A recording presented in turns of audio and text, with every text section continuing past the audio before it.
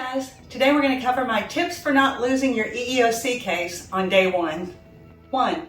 File multiple claims, not just one. A local attorney who knows how NASA works gave me this nugget, and if I hadn't taken his advice, I would have lost my case before it started. He basically told me to claim every possible basis on the EEOC claim form. Check every box. I didn't like having to do it that way, but he said it was a lot easier to drop a claim later than it would be to add a new one. And he was so insistent that I took his advice and just did it. Age? Check. Retaliation? Check. Hostile workplace? Check. Disparate treatment? Check. Disability? Check. Now I can make a presentable case for each of those. And the truth is, when I started, I didn't really know which one it was. In hindsight, I can see 2 reasons that this strategy is magic. First, employers just love to play shell games with EEOC claims.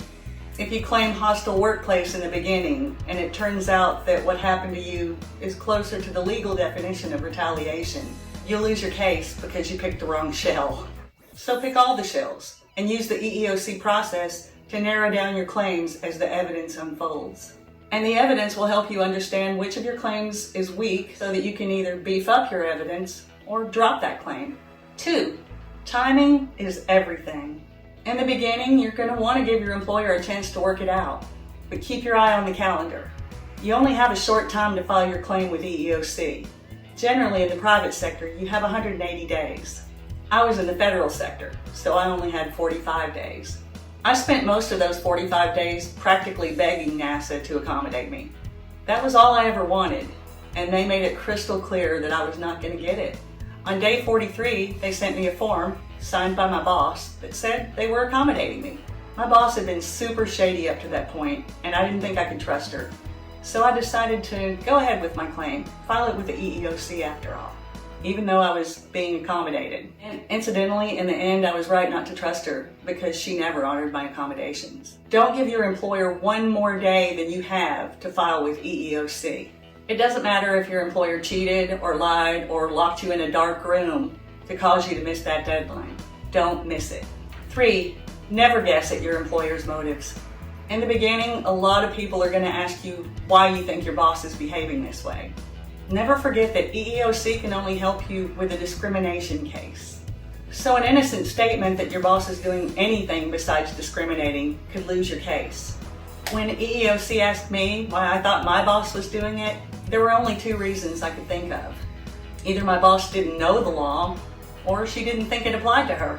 Keep your crosshairs focused on your employer's illegal actions. 4, take the time to learn the terms and technicalities. Take the time to learn the terms and take the time to learn the terms and take the time to learn the terms and technicalities. Take the time See, I can't do it 3 times fast. In the first couple weeks of your claim, the EEOC and your employer are going to ask you a lot of questions using very specific legal terms. If you don't know the meanings of those terms, it's easy to innocently answer wrong and mess up your chances of winning. The early days of the EEOC process are a landmine of catch-22s, especially in the land of disability, where you have to have a covered disability that's causing problems for you at work, but you also have to be qualified to meet the requirements of your job. So if you offhandedly say something like, "I can't do my job unless they allow me to telework," you leave room for your employer to make the case that you are no longer a qualified individual because you can't meet the attendance requirements of your position. EEOC fact sheets are a great quick reference for this sort of information. I recommend studying the ones that are relevant to your case before you talk to anyone, but especially before you talk to EEOC. 5, hold a hard line. Once you file your claim at EEOC, never admit to anyone that you're okay with any aspect of what your boss did. For example, right after I disclosed my disability, my boss started making me fill out my timesheet on a daily basis instead of a bi-weekly basis like my coworkers.